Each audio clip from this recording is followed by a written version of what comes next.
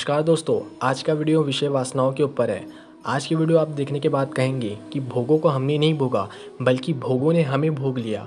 हमने तप नहीं किया बल्कि हम स्वयं ही तप्त हो गए। आज का वीडियो नई पीढ़ियों के लिए सही मार्गदर्शक का काम करेगा। तो मित्रों, मैं हूं दिव्यांश और आप हमारा चैनल देख रहे हैं गेट्स ऑफ हेवन। आज की कथा को हम स्टार्ट करते हैं। मित्रों, महाभारत का एक पौराणिक कथा है। अमरावती में चंद्रवंश में राजा नुहुष हुआ करते थे।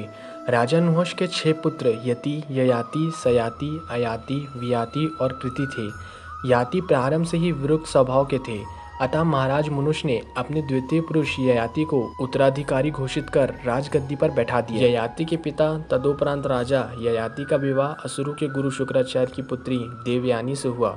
देवयानी के साथ उनकी सखी शर्मिष्ठा दासी के रूप में आई। शर्मिष्ठा भी राजभवन में रहकर देवयानी और महाराज की सेवा करने लगी। आगे चलकर राजा ययाति शर्मिष्ठा की सुंदरता पर मोहित हो गए और फिर शर्मिष्ठा ने याचना पूर्वक महाराज से कहा कि ऋतुकाल में पुत्र रत्न प्राप्ति की कामना की। इस बात के लिए राजा ययाति ने पहले ही दैत्य गुरु शुक्राचार्य से प्रतिज्ञा की थी कि वह देवयानी के अलावा किसी भी पर नारी पर दृष्टि नहीं डालेंगे, किंतु फिर भी उन्होंने शर्मिष्ठा के प्रस्ताव को स्वीकार कर लिया। उससे समागम करके 3 वर्ष में ही 3 पुत्र रत्न प्रदान किए। जब यह बात देवयानी को पता चली तो उसने अपने पिता शुक्राचार्य को बता दिया। राजा ययाति द्वारा अपनी प्रतिज्ञा तोड़े जाने पर शुक्राचार्य ने उसे शुक्रहीन अर्थात वृद्धत्व का श्राप दे दिया। अब महाराज की सारी शक्तियां क्षीण हो चुकी थी। देवयानी से 2 पुत्र और शर्मिष्ठा से 3 पुत्र प्राप्त होने के बाद भी महाराज की वासना ज्यों की त्यों बनी रही। अपनी यौवन के क्षीण हो जाने से राजा ययाति बड़ी ही पीड़ा और काम पपीसा के दौर से गुजर रहे थे। वासना ने उनके मन पर ऐसा डेरा जमा रखा था कि उन्हें राजकाज भी नहीं सूझ रहा था। लेकिन श्राप के कारण वृद्ध बने ययाति भीतर ही भीतर अपनी मौत की मातम मना रहे थे। तभी एक दिन मृत्यु ने उनके द्वार पर दस्तक दी। आंखें खुली तो देखा सामने यमराज खड़े बोल रहे थे, राजा ययाति, तुम्हारी आयु पूरी हो चुकी है, परलोक गमन की तैयारी कर लो। यह सुनकर ययाति बौखला उठा।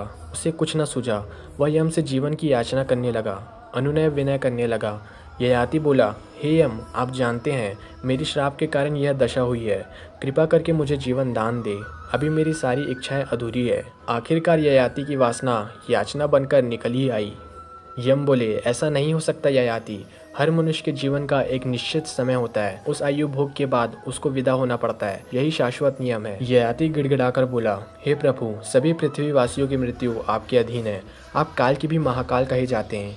यदि आप कृपा करें तो मेरी जीवन संभव है। राजा के बहुत अनुनय विनय करने पर यमराज मान गए। उन्होंने ययाति के सामने एक प्रस्ताव रखा कि हे राजन, एक उपाय है। यदि तुम्हारे पुत्रों में से कोई एक पुत्र तुम्हें यौवन प्रदान करे तो तुम सुखपूर्वक जीवित रहकर अपनी अधूरी इच्छाएं पूरी कर सकते हो।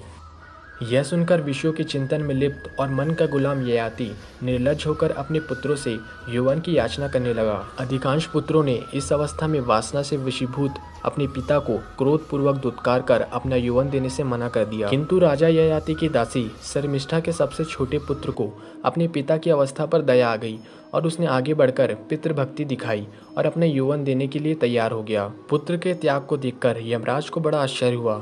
उन्होंने इसका कारण पूछा तो पुत्र ने कहा, संसारिक भोगों की आसक्ति ठीक नहीं, क्योंकि मैं अपने पिता की दशा देख सकता हूँ और यह दशा कल मेरी भी हो सकती है। पुत्र की दूरदर्शिता को देखकर यम ने उसे जीवन मुक्ति का आशीर्वाद दिया और ययाति को 100 वर्ष की आयु प्रदान की। 100 वर्ष बाद जब यमराज फिर लौटे तो उन्होंने देखा कि राजा ययाति कई रानियों और सैकड़ों बच्चे पैदा करने के बाद भी अतृप्त दिखाई दिए। ययाति ने फिर से वही अतृप्त इच्छा पूर्ति करने के लिए जीवन दान की याचना की। यमराज ने फिर से वही प्रस्ताव रखा। इस बार भी ययाति ने अपने पुत्रों से वासना और भोग की पूर्ति के लिए आयु और भोग की याचना की।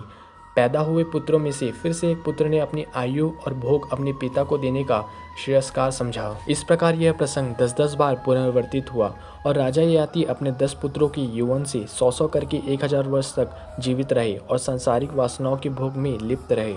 जब 1 सहस्त्र वर्ष तक भोग लिप्सा में लिप्त करने के बाद भी ययाति को कोई तृप्ति नहीं मिली तो विषय वासनाओं से उनको घृणा होने लगी। जब अंतिम बार यमराज का आगमन हुआ तब राजा ययाति ने पश्चाताप व्यक्त करते हुए यम देवता से कहा, भोगा न भुक्ता वयमेव भुक्ता, तपो न तप्तम वयमेव तप्तः, कालो न यातो वयमेव यातः, तृष्णा न जीर्णः वयमेव जीर्णः। इसका अर्थ है, भोगों को हमने नहीं भोगा बल्कि भोगों ने हमें भोग लिया।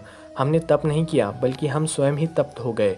काल समाप्त नहीं हुआ बल्कि हम ही समाप्त हो गए और तृष्णा कभी जीर्ण नहीं हुआ बल्कि हम ही जीर्ण हो गए।